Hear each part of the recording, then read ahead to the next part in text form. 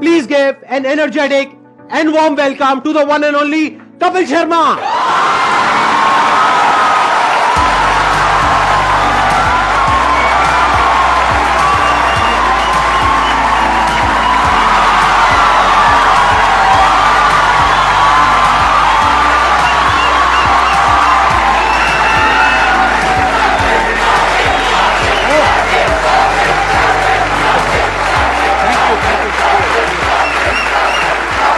Please, thank you. Thank you इतने प्यार के लिए, मोहब्बत के लिए। क्या एनर्जी आप सबकी, वाह।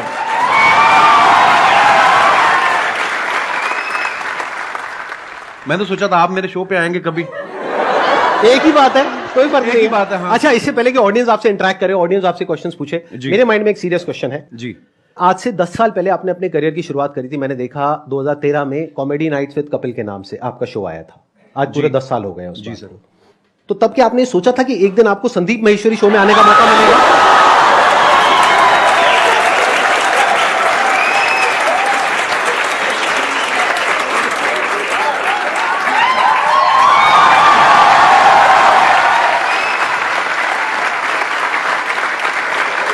मैं सर आपके वीडियोस देखता रहता हूँ, बहुत अच्छा बोलते हैं आप और बहुत बहुत अच्छा मोटिवेट करते हैं स्टूडेंट्स को, यंगस्टर्स को। मुझे बड़ा अच्छा लगता है। और मैंने 3 महीने के लिए अपना शो बनाया था, पता नहीं चला कब 10 साल हो गए।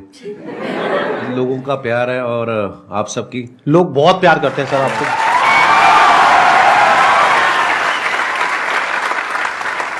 चलिए Q&A सेशन शुरू करते हैं। सर आपसे एक्चुअली एक रिक्वेस्ट है कि आप मोटिवेशनल मंच पे आए हैं तो कॉमेडी के वे में थोड़ा मोटिवेट कर सकते हैं। ये संदीप जी से बेहतर कौन करता है? सर, मैंने इतने वो सारे तो वीडियोस देखे हैं कि हाँ। आपको इतनी मोटिवेशनल बातें करते हैं आपके साथ और बीच बीच में आपको हंसाते रहते हैं, तो इसीलिए शायद इनका शो इतना पॉपुलर भी है। Hello Kapil sir. सर मैं आपका बहुत बड़ा फैन हूँ। Thank you brother. मैं आपके साथ 2 लाइन गाना चाहता हूँ। मैं सीरियसली बोलूं, आपको देख के मुझे कोई गाना नहीं याद आ रहा। सर मेरे को आ रहा है सर, आपको देख के गाना याद। प्लीज आप शुरू करिए। गुलाबी हाय आंखें हाय। जो तेरी देखी, शराबी ये दिल हो गया, संभालो मुझको ओ मेरे यारो, संभलना मुश्किल हो गया। गुलाबी आंखें जो तेरी देखी, शराबी ये दिल हो गया। वाह, बड़े एनर्जी यार, क्या बात है, बहुत जबरदस्त। सर मैं बहुत ज्यादा बोलती हूँ, बहुत ज्यादा, हद से ज्यादा बोलती हूँ। भगवान उसका भला करे जिससे आपकी शादी होगी।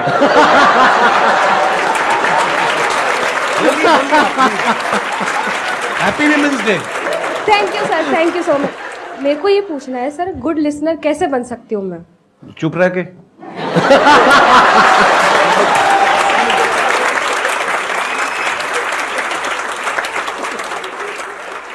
मेरा एक क्वेश्चन था कि आजकल जैसे इंस्टाग्राम पे भी बहुत सारे इन्फ्लुएंसर्स बढ़ रहे हैं, तो कुछ ही टाइम में इनका कंटेंट की कमी हो जाती है। तो आप इतने साल से रेगुलरली कर रहे हैं, तो आप कैसे अपने आप को रेलेवेंट रख रहे हैं और हम सबके लिए मतलब अभी भी इतना एंटरटेन कर रहे हैं, और कैसे कर पा रहे हैं? मुझे ऐसा लगता है आज से जब 15 साल 16 साल पहले जब नेशनल टीवी पे हिंदी में काम शुरू किया था, तो मेरे खुद के दोस्त बोलते थे कॉमेडी बड़ी हो चुकी है, अब नहीं होगी। मैं कहा ऐसे तो सांस भी बड़े ले चुका है ना। तो मुझे ऐसा लगता है कि जब तक दुनिया है, जब तक हालात हैं, हर रोज कुछ ना कुछ आपकी जिंदगी में घटता है। आप न्यूज़ चैनल लगा के देख लो, हर जगह आपको कोई ना कोई नई चीजें मिलती हैं। तो जब तक ये सब होता रहेगा, ह्यूमर भी आता रहेगा। हाँ, मेहनत लगती है, पर हाँ, जैसे ये जो आपकी एनर्जी देखी, जो आप लोगों का प्यार देखा, तो ये हमें मोटिवेट करता है और मेहनत करने के लिए।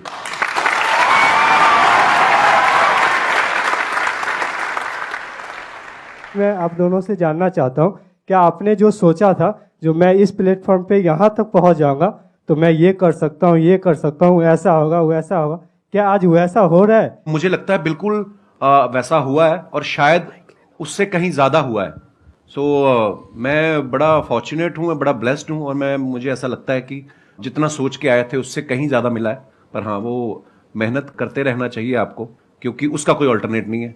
आज भी मैं अपने शो के लिए उतनी ही मेहनत करता हूँ, आज भी मैं अपनी टीम के साथ बैठता हूँ। मुझे तो ऐसा लग रहा है कि जो मैंने सोचा था शायद उससे ज़्यादा ही हो रहा है। देखो बेसिकली क्या होता है कि जब हम किसी भी काम को शुरू करते हैं ना, तब हमने ऐसा नहीं सोचा होता कि इतने टाइम बाद ऐसा होने वाला है। आप अगर इन्हीं का एग्जांपल देखा जाए, जब आपने शुरू किया था तब आई एम 100% श्योर आपने ऐसा सोचा भी नहीं होगा कि एक दिन मेरा शो होगा, ये होगा, वो होगा। Never. ऐसा कुछ कभी नहीं सोचा था कभी नहीं। आपने? मुझे था कि इसमें देख तो एपिसोड में भी आ गया ना मैं, हाँ, हाँ। तो अपने लाइव शोज लगने शुरू हो जाएंगे, हाँ। और बस मजा करेंगे। फिर उसके उस सीरीज के विनर हो गए, हाँ। फिर उसके बाद दूसरे शोज ऑफर होने लग गए, और उसके बाद फिर लगा कि यार एक ऐसा शो बनाते हैं जिसमें सारे एलिमेंट्स हों ये, और वाकई इंसान कभी नहीं सोचता। और फिर उसके बाद में इनका शो हो गया और इतना शो भी अच्छा खासा चलने लगा, करने लगा। उसके बाद में मूवीज में आ गए। अब अभी इनकी एक और एक मूवी आने वाली है। प्रोड्यूसर बन गए, फ्लॉप हुए, खतरनाक बड़ी सारी चीजें होती हैं। और अभी भी आपकी एक मूवी आने वाली है नेक्स्ट। अभी भी देखो, अभी जो मूवी आ रही है सीरियस मूवी है, मतलब सीरियस इन द सेंस कि मैं ऑलरेडी जो टीवी पे कर रहा हूँ उससे बिल्कुल अलग है, तो लोग उसमें भी बड़ा हैरान, पाओ कुछ अलग आ रहा है।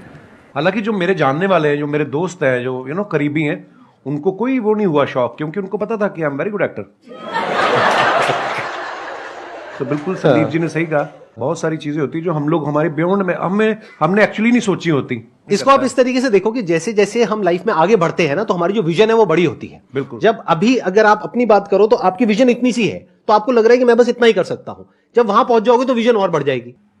फिर एक ऐसा पॉइंट आ जाता है जब विजन आपकी 360 डिग्री हो जाती है, तब आपके अंदर से आने लग जाता है कि यार मैं कुछ भी कर सकता हूं।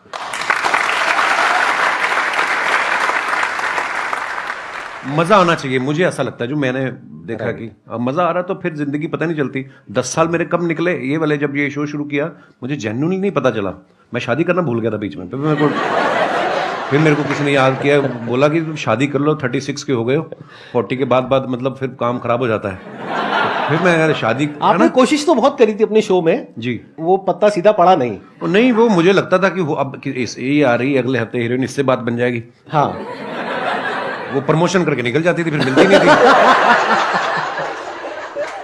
ये बात आपको थोड़ा लेट समझ आई कि वो अपने प्रमोशन के लिए आ रही है। आप अपनी प्रमोशन करते थे, बात बनी नहीं। चलो कोई नहीं।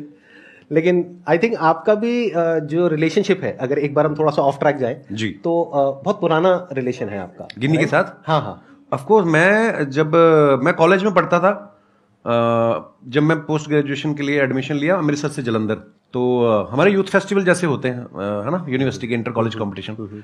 तो मैं अपने कॉलेज में पढ़ रहा था, और गर्ल्स कॉलेज का अलग से कंपटीशन होता था, बॉयज़ का अलग से होता था। उसके बाद जो विनर होते थे दो, फिर वो बॉयज़ और गर्ल्स का कंबाइंड फाइनल में होता था। उस तरफ से गिन्नी फर्स्ट आ गई, बॉयज़ वाले में मैं आ गया। फिर फाइनल में जब आमने सामने हुए, वही एक दिन था जिसमें मैं जीता। उसके बाद गिन्नी जीतती आ रही है। और कंपटीशन क्या था सर? थिएटर कैटेगरी, मतलब बहुत सारी कैटेगरी होती है, फाइन आर्ट्स होता है, म्यूजिक होता है, आप किसमें थिएटर थे? होता है। आप कौन सी कैटेगरी मैं थिएटर में था। थिएटर और में। थिएटर में होता है one act play, skit, histrionics, mime, fancy dress. अच्छा, तो शुरू से ही आपको शौक रहा है थिएटर का, जी, जी, म्यूजिक जी, का, जी, इन सब जी, चीजों का। जी। और वो जो आपकी वाइफ है वो किस कैटेगरी में थी वो उस समय? थिएटर में ही थी, और वो भी वो थिएटर। फोक डांस में भी थी। हाँ, गिद्दा बड़ा अच्छा डालती थी, अब तो मुझे नहीं चाहती है, पर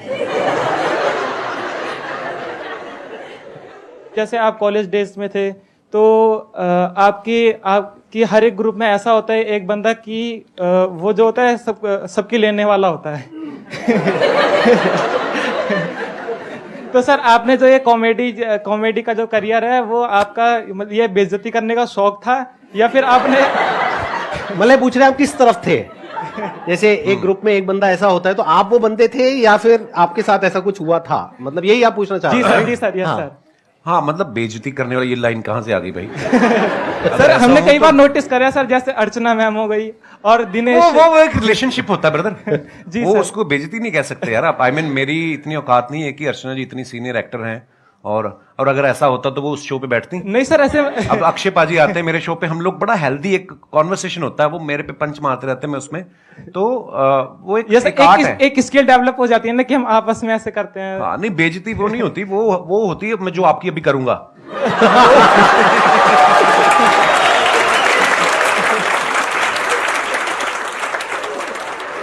मैं स्कूल में ऐसा नहीं था, बिल्कुल कॉलेज में भी ऐसा नहीं था।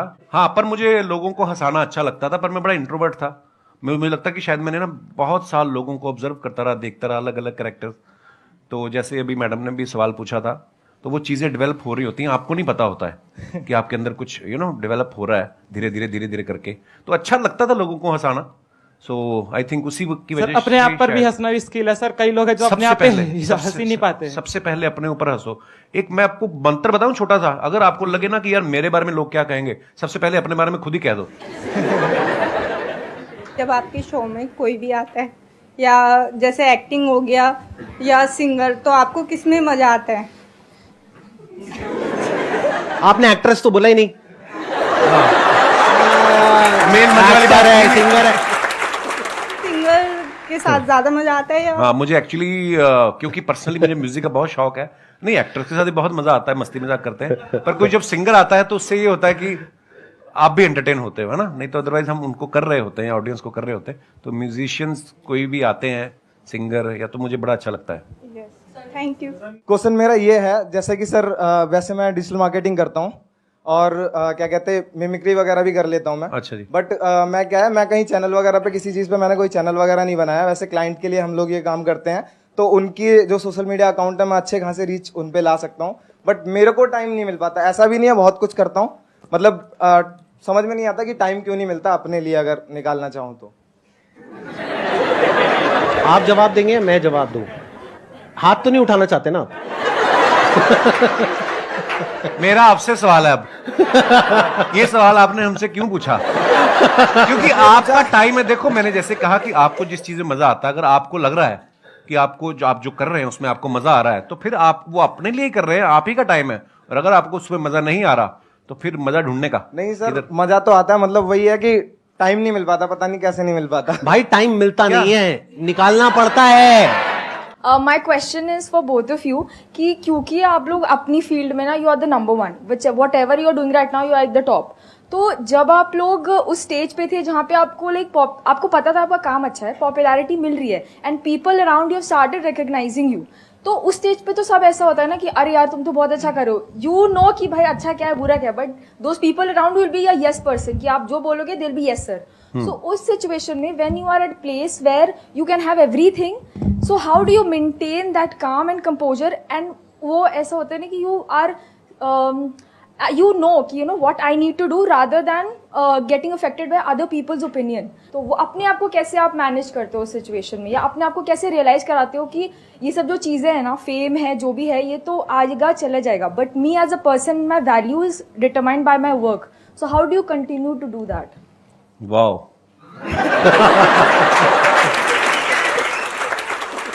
आपका सवाल भी जो है मैं समझ पाया हूँ, वो एक ही लाइन में चाहे आप पूछ सकती थी, आपने 36 लाइनें बोली हैं, पर वो भी मजा आया आपकी बात सुन के।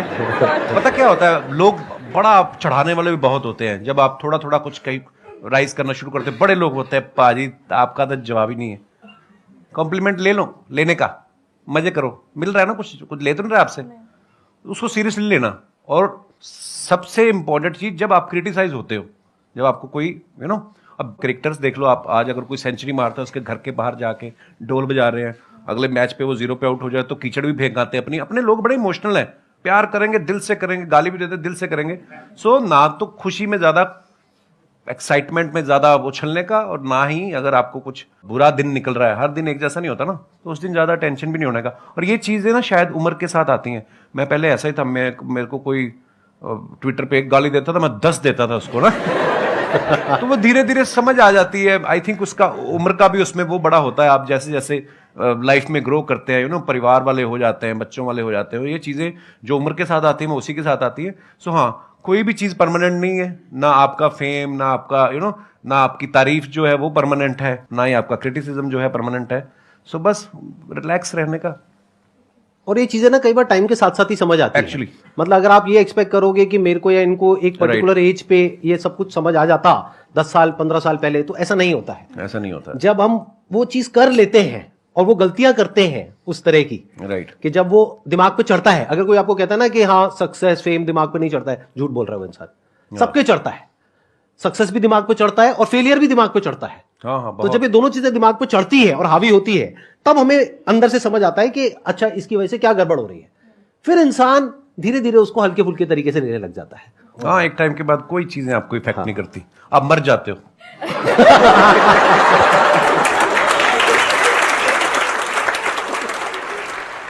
मेरा एक ही क्वेश्चन है, हम खुद का बिजनेस कर रहे हैं, कुछ भी कर रहे हैं, हम कैसे टीम बिल्ड करें उनके अंदर कैसे लॉयल्टी लेके आए, हम कैसे पता करें उनके दिल के अंदर हमारे लिए मतलब बहुत ज़्यादा लॉयल्टी है, मतलब समर्पण है हमारी कंपनी के लिए, हमारे लिए, हमारे टीम मेंबर के लिए।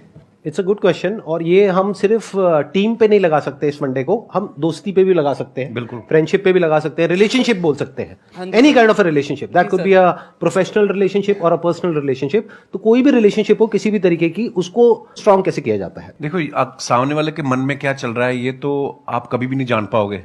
अगर आपको ऐसी कोई शक्ति मिल जाए तो तुम बिजनेस छोड़ के तुम तो लड़कियों के पीछे लग जाओगे कि मुझे तो पता है इसके दिमाग में क्या चल रहा है। सो देखो, ये शक्तियां तो मुझे नहीं पता कहाँ से आती हैं, हाँ, लेकिन आपको कहीं ना कहीं अंदर से पता चल जाता है कि कौन मेरे लिए अच्छा सोच रहा है। अच्छा, ऐसा भी नहीं है कि जो आज आपके लिए अच्छा है वो आज से 5 साल बाद हो सकता है उसके मायने बदल जाएं, उसकी आपसे एक्सपेक्टेशन अलग हो जाए।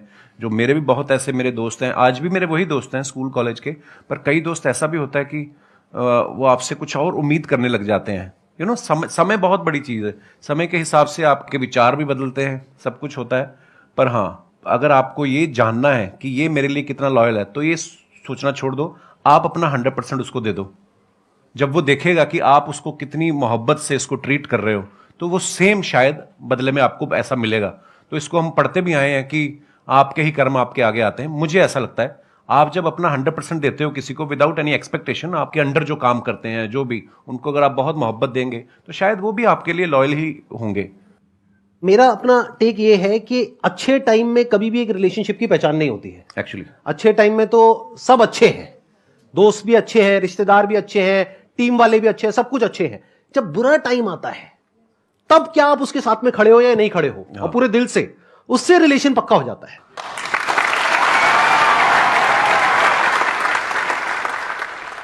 मैं आप दोनों की बहुत बड़ी फैन हूँ। Thank you. प्लस आप दोनों ही बहुत पॉजिटिव पीपल हो, लाइक अगर देखें तो किसी को हंसा सकते हो बहुत इजीली और मोटिवेट भी कर सकते हो अपनी कॉमेडी से और अपनी बातों से। सब अग्री करेंगे कि हम कोई भी काम स्टार्ट करते हैं तो हम बहुत इम्पेशेंट हो जाते हैं उस चीज़ को लेके। तो आप इम्पेशेंट आप दोनों भी होते होंगे, तो आप कैसे डील करते हैं उस चीज़ से, दोनों ही दोनों? लाइफ में जो सबसे बड़ी क्वालिटी हम सबके अंदर होनी चाहिए, जो आई एम 100% श्योर इनके अंदर भी है, और वो लोग जो आगे बढ़े हैं लाइफ में सबके अंदर है। लाइफ में अंदर चाहे जैसी भी हालत है, मन है चाहे नहीं है, जो करना है वो करना है, as simple as that. The show must go on. ये क्वालिटी हमारे अंदर सबके अंदर होनी चाहिए अगर हम लाइफ में आगे बढ़ना चाहते हैं, तो जो आज की जनरेशन में बहुत कम लोगों के अंदर होती है। हम क्या सोचते हैं, काम को शुरू करते हैं, रिजल्ट नहीं आया, छोड़ो बेकार है, फिर किया नहीं आया, बेकार है। बेकार है क्या होता है, करना है तो करना है ना। आगे सर आपकी बारी। सेम। थैंक यू, मुझे पता था ऐसे ही कुछ आने वाला है यहाँ से। Thank you so much sir यहाँ पर आने के लिए। थैंक यू, मुझे बहुत मजा आया आपसे मिल करके। थैंक यू, बहुत बढ़िया।